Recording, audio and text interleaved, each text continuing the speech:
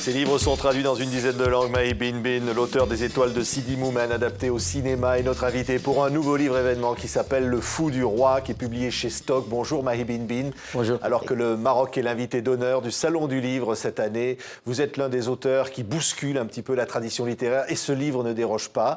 Et c'est un livre extrêmement personnel. Vous qui êtes un artiste, peintre, sculpteur, vous racontez une part de votre propre parcours.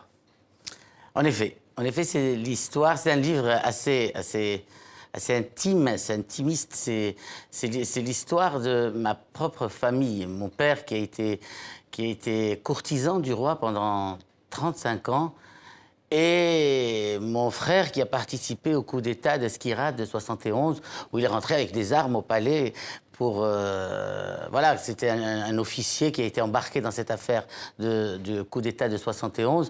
Et donc, voilà, nous sommes dans du Shakespeare. Un officier qui entre avec son arme au palais alors que le père est avec le roi. Et j'ai longtemps voulu écrire ce livre, mais c'est un livre difficile, c'est pas un livre facile, c'est un livre assez compliqué parce que, voilà, il fallait parler d'une intimité qui était encore...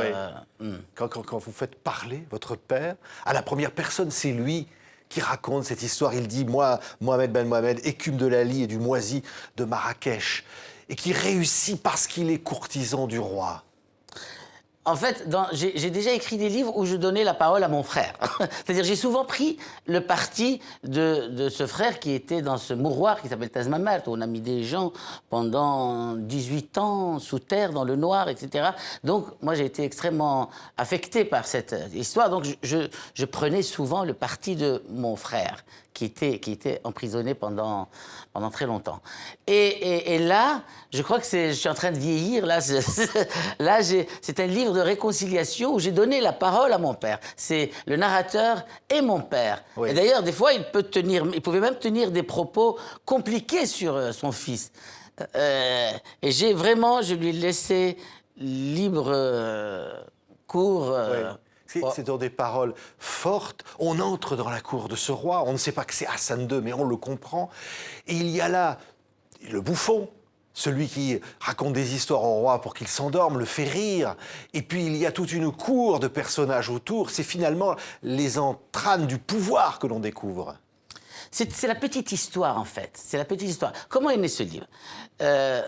L'idée j'ai un demi-frère qui a filmé mon père pendant 25 ans. À l'époque, à chaque fois qu'il rentrait du palais, il mettait la caméra au-dessus de la télé, il y avait les grosses télés, et il filmait mon père raconter sa journée. Donc j'ai commencé à visionner la journée de mon père avec Hassan II, voilà. Ouais. Et là, j'avais des histoires absolument incroyables.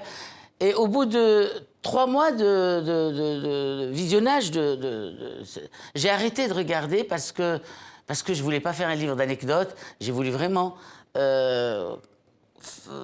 camper des vrais personnages, une vraie psychologie. Et c'est ce que j'ai fait. C'est un livre fascinant. Hein. Le roi est malade. Le bouffon du roi est là. Et le bouffon, finalement, il y a presque une relation charnelle, affective, forte avec ce souverain. C'est pour ça que j'ai pas été méchant avec Hassan II, parce que le narrateur, il est amoureux de son maître. Il y a vraiment une relation fusionnelle. Il est fou de son roi. Hein. Le titre a du sens. Il est vraiment fou. Mais presque au point de renier sa propre famille. Mon père, oui, évidemment. Après le coup d'État de 71, il a renié mon frère. Mais il l'a renié publiquement.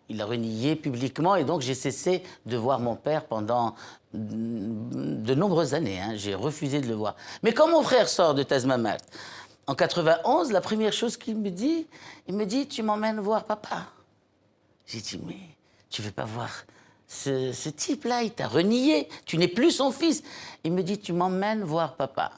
Et je l'ai emmené en voiture voir son père. Et quand ils se sont rencontrés, ils sont tombés les bras l'un dans l'autre, ils ont pleuré. Et puis moi, je me suis trouvé un peu ridicule, je pouvais pas être plus royaliste que le roi. Et en revenant en voiture avec mon frère, il me dit, tu sais, nous étions dans mon bâtiment à Tazmamat, nous étions 29.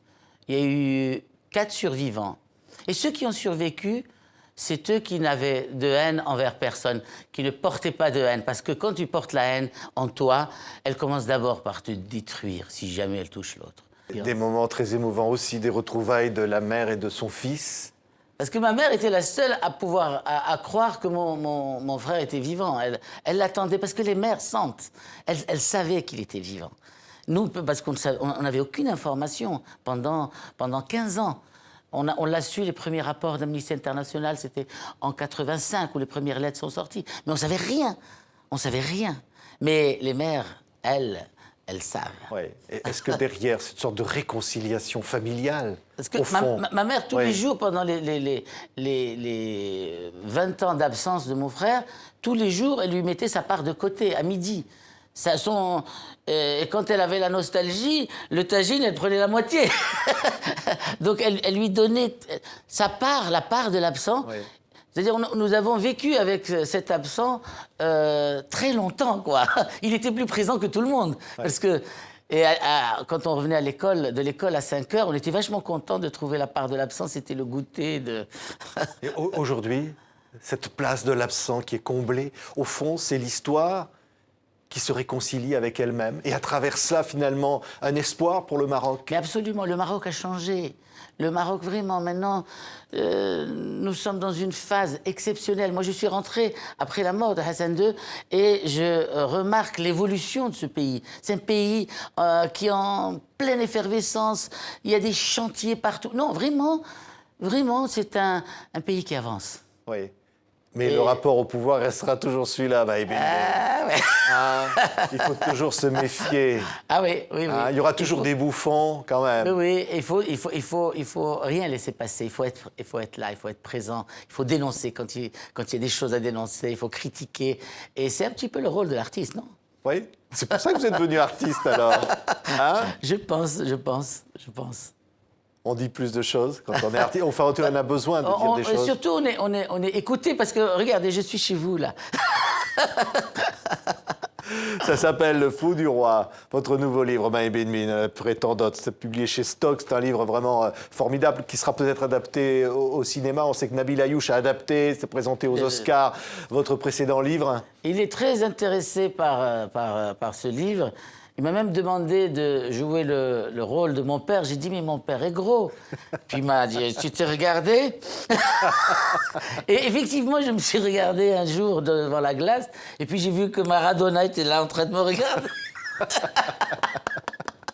Et l'humour, et on vous connaît, Maï Benmine. Vous aimez rire. L'humour, ça vous sauve aussi. Ça sauve. C'est évidemment que l'humour sauve. Heureusement qu'il y a l'humour, qu'il y a la dérision.